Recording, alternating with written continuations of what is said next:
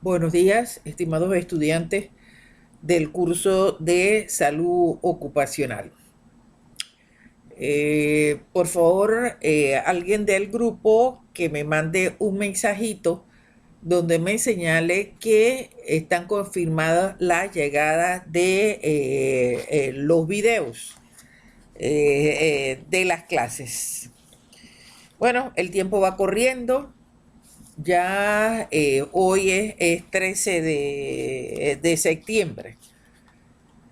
Eh, Como lo vimos la clase pasada, estuvimos relacionando y estuvimos viendo cómo se definía la ética que viene de la costumbre, de los comportamientos humanos, de las pautas, de las conductas humanas de los hombres, cómo a través del tiempo, desde los antiguos, Platón, Aristóteles, después en la Edad Media, Kant, después en la Edad Moderna, en la Edad Contemporánea, el hombre ha seguido estudiando sobre los aspectos del comportamiento humano.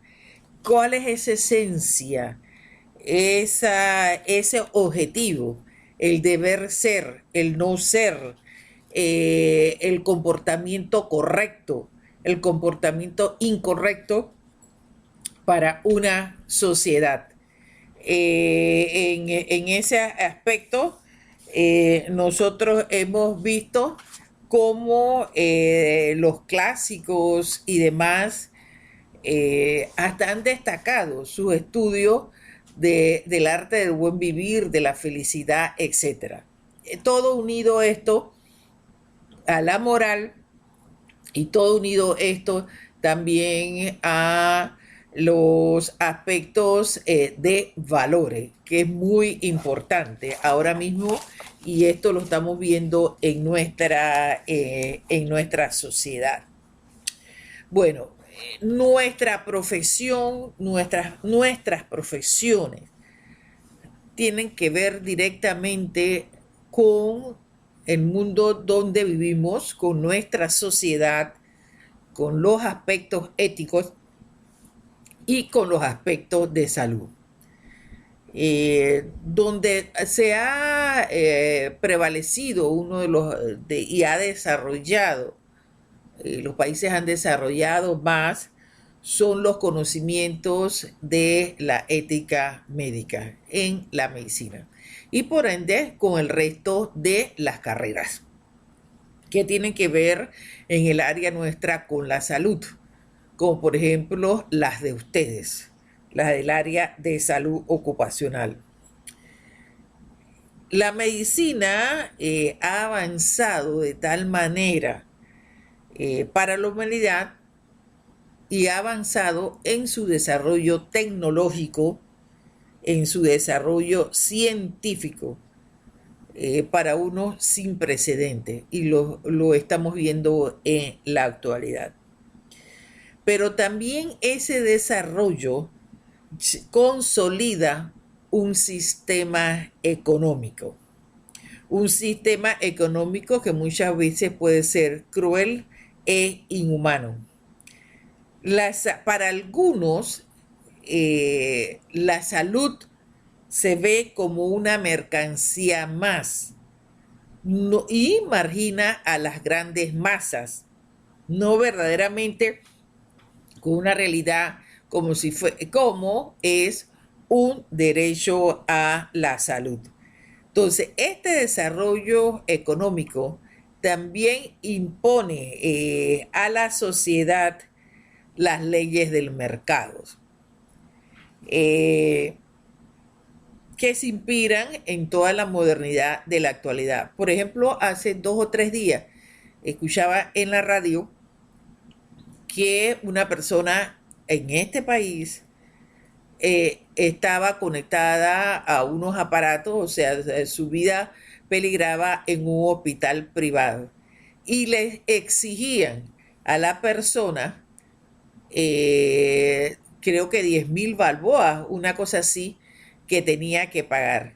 Entonces, cayó con toda esta problemática ahora del retiro de las plata de los bancos y la persona la llegaron a desconectar hasta que no apareciera sus familiares con el pago de los 10.000 balboas.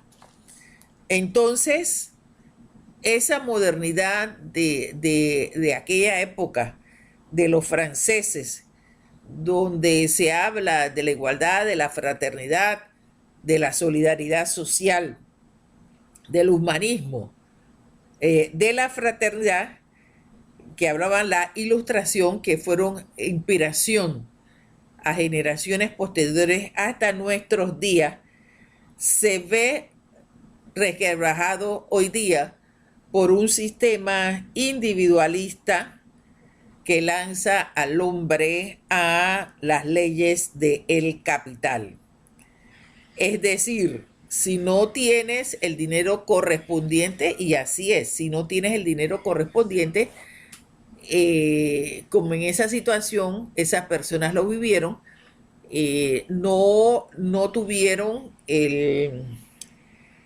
esa propuesta, pues no tuvieron esa propuesta y ese dinero correspondiente, iban a ver su familiar morir, porque tiene que, el dueño del hospital, etcétera, tiene que asegurar su atención y su capital. Para algunos hay una desmoralización social en el sistema que da lugar a una revisión de los valores, esos valores que nosotros hemos concebido a lo largo de la historia, y el respeto verdaderamente a los derechos, no solamente de los demás, sino también del derecho a la vida. Entonces, hay que tomar muy en cuenta esto. Nuestro sistema social está ligado a la salud, que es un derecho, igual que la educación y demás. Y esa práctica, a lo mejor hay cuestionamientos en esa práctica de la medicina, donde toda esa juramentación, toda esa solidaridad social está cediendo el paso hacia un individualismo y hacia nuevas técnicas que se alejan de lo clásico debido a toda la modernidad de los sistemas computacionales, de la electrónica y demás. Por ejemplo, nosotros vemos ahora videos muy sofisticados, programas muy sofisticados de la atención médica. Y eso nos hace pensar a lo mejor que cómo las leyes del mercado imperan, y a lo mejor la atención no, más adelante no sea como la que nosotros conocemos y la hemos probado en la actualidad, sino la atención va a ser a lo mejor en un futuro cercano o muy lejano a través de la computadora. Entonces es una relación entre médico y paciente que poco a poco se ha ido convirtiendo en una transacción entre las leyes del mercado. Que esto también condena al sufrimiento a millones de personas en el mundo. No vamos muy lejos, nuestra seguridad social. La falta, por ejemplo, de medicamentos tan importantes ante la realidad que estamos viviendo y demás, a lo mejor hagan una revisión y las consideraciones pertinentes, así en realidad qué servicio de salud estamos prestando. Estamos prestando un servicio de salud con escasa cobertura.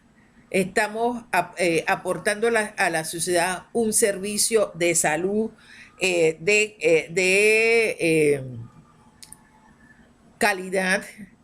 Estamos aportando a la sociedad un servicio parcial de la salud, no solamente en los entes públicos, también en los entes privados, que esto genera grandes conflictos de naturaleza ética, civil, penal, disciplinaria.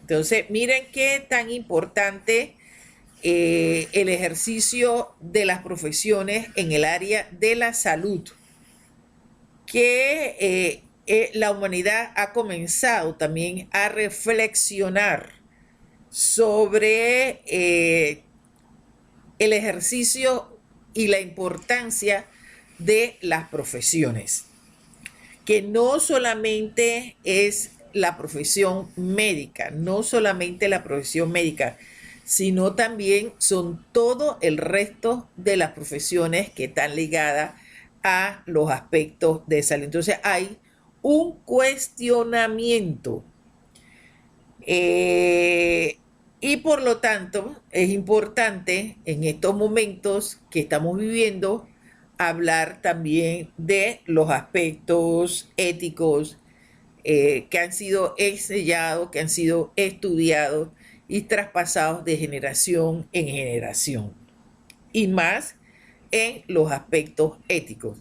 Entonces, es un sinnúmero. Por ejemplo, si usted escucha a veces la radio, la gente se queja de que lo público en la actualidad no está brindando una salud con una atención debida. La gente se queja de la falta de citas de los especialistas, etcétera.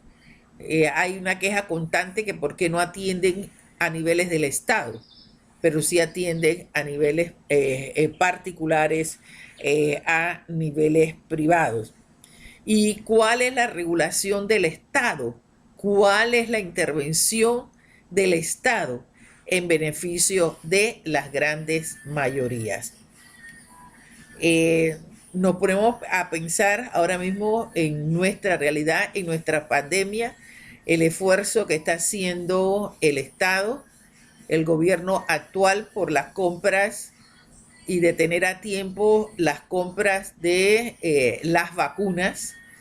Y tú te pones a pensar la relación de que debe existir en los países todavía de América Latina que no tienen los niveles que tiene ya Panamá, que están esperando una vacuna, y por qué no decir de África, porque no tienen los dineros suficientes para comprar. O puedas tú tener el dinero suficiente, pero entonces hay escasez del producto. Ya lo hemos visto que la palabra ética viene de la área griega de ethos, que significa costumbre. Es la ciencia, para algunos, que estudia, lo hemos dicho ya, la conducta humana, cómo se relacionan, cuál es el fin que buscan, la rectitud, la conducta humana del bien hacia el universo, o las conductas incorrectas. Aristóteles, que lo hemos mencionado a lo largo de lo que llevamos de las clases, señalaba que el bien es aquello a que todas las cosas aspiran. Es claro que ese fin último será entonces no solo el bien, sino el bien soberano. El bien no es cosa del momento. El bien hay que tenerlo presente y constante. Entonces, el hombre necesita de la ética para poder ser como debiera ser.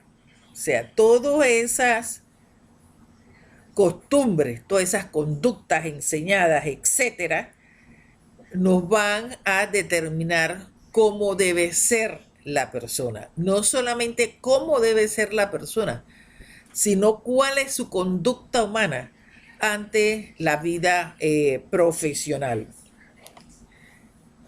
Hegel decía que el bien es lo que tiene uno en su aspecto universal y el mal es lo que lo aleja de lo universal, o sea, lo particulariza. Bueno, si lo vemos en ese aspecto y lo visualizamos, a lo mejor ese pensamiento es el correcto.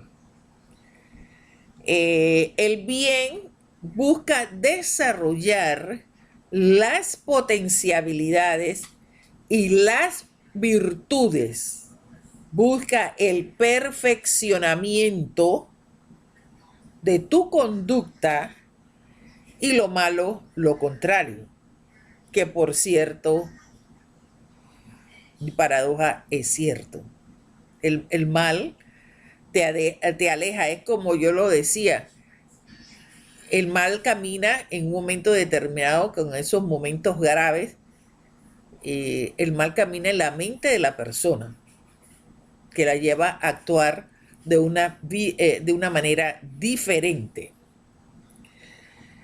Las acciones humanas se caracterizan y se diferencian unas por el orden de la bondad, por sus juicios de valor, u otras, por lo contrario, por la malicia y el mal. Porque el valor es una cualidad de la conducta humana, del ser humano, que sirve para alcanzar un bien. O sea, yo tengo un bien altruista. Yo quiero llegar, por ejemplo, ¿cuántas personas nos están dedicando ahora a recoger animales, a darles de comer, a quitárselos a personas que los maltratan, a que las personas lo adopten, etcétera? Esa es una consideración altruista. Y mire que tanto ha llegado, por ejemplo, en nuestro país hay leyes especiales para los animales. Entonces, si eso es así, también hay leyes especiales y todo lo demás que nos recalcan la conducta correcta y la conducta incorrecta. Por ejemplo, las conductas a lo mejor de los políticos, cómo los visualizamos, la presunción que tenemos o la realidad que se debe tener sobre ellos. Entonces, nosotros podemos valorar la conducta, si de la persona es buena, de acuerdo a tu óptica, o si la conducta de la persona es mala. Entonces, nosotros podemos ver que algunos son percepciones, presupuestos, etcétera, y otros, por ejemplo, se analizan a través de los aspectos religiosos. A lo mejor cuál es la conducta buena o cuál es la conducta mala. Por ejemplo, ahora lo que estamos viviendo Occidente y el proceso de los en Afganistán, los talibanes, etcétera. ¿Cuáles son las conductas para ellos incorrectas o para nosotros correctas? Entonces, eso tiene que ver con los pensamientos, como lo dije anteriormente, también con aspectos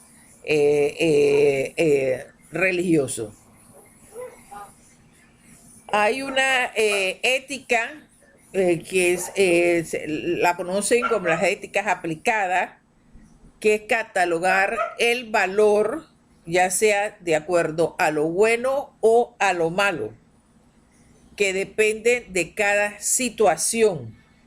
Es decir, hay una relatividad en los valores éticos dependiendo del tiempo y el lugar, qué es lo correcto, qué es lo incorrecto.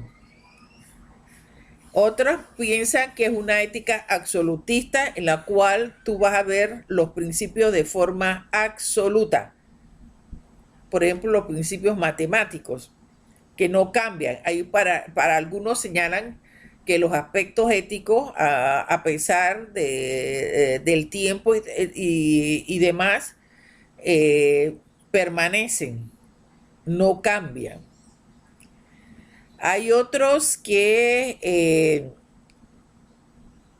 señalan de que los aspectos éticos lo tenemos también que ver con mediante el establecimiento a priori de los aspectos éticos, de los intereses, y la ética solo es posible dentro de las profesiones, dentro de los principios deontológicos y no ontológicos.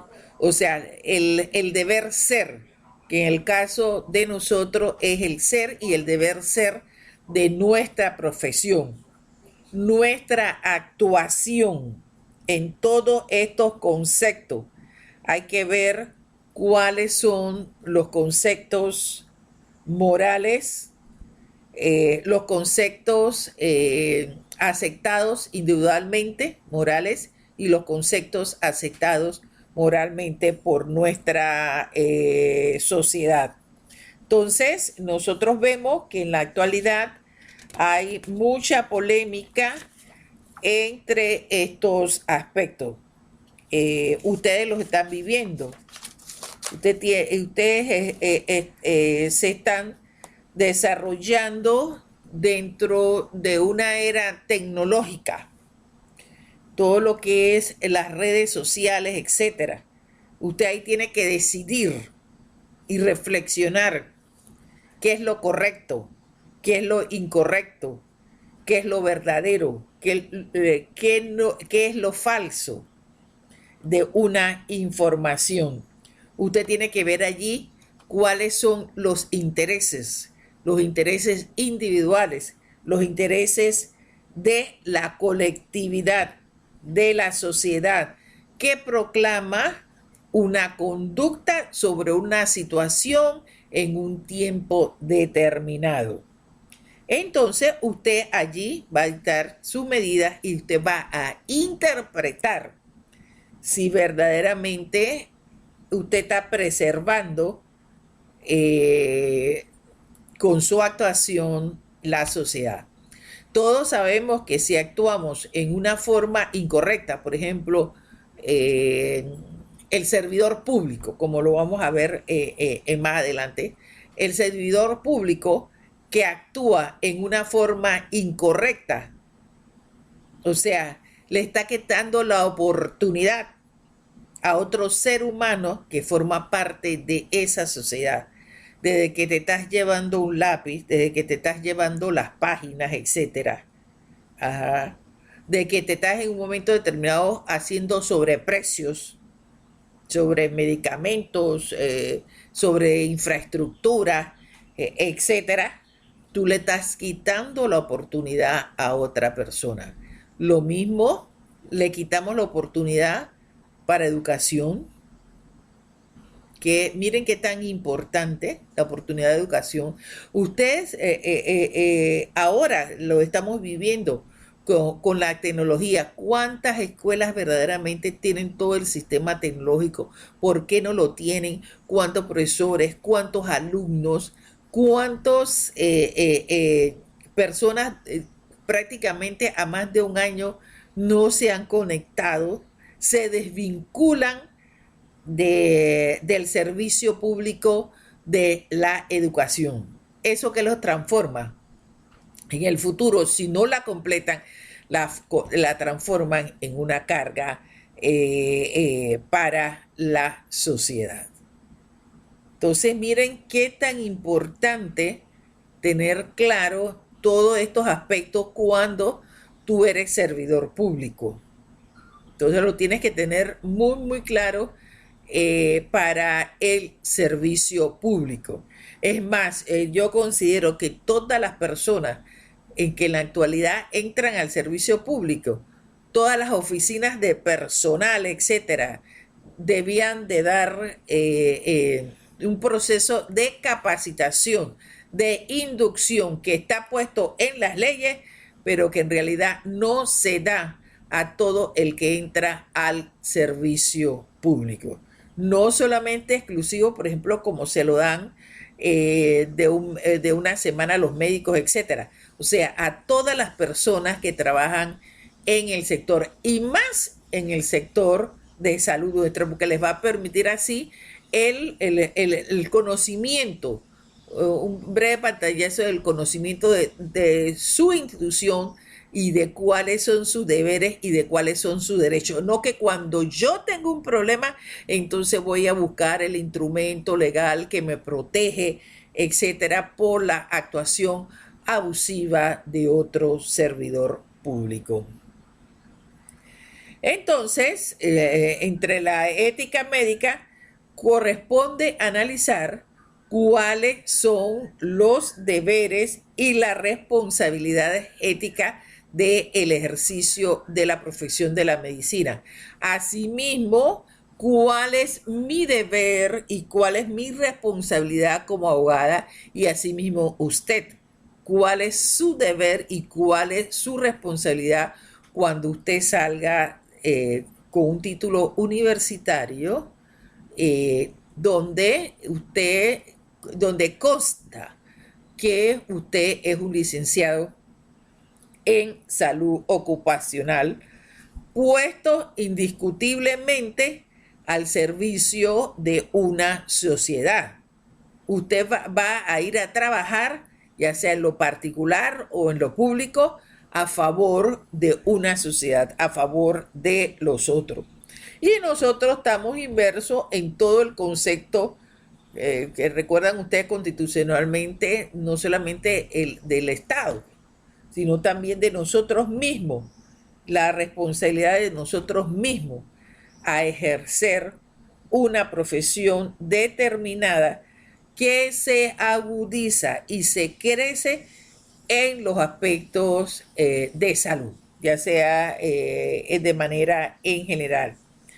Ya hemos visto la necesidad que implica los deberes de formación, de capacitación para asumir en forma diligente una profesión determinada. Entonces nos encontramos como los antiguos, haciendo reflexiones filosóficas y éticas alrededor del quehacer médico.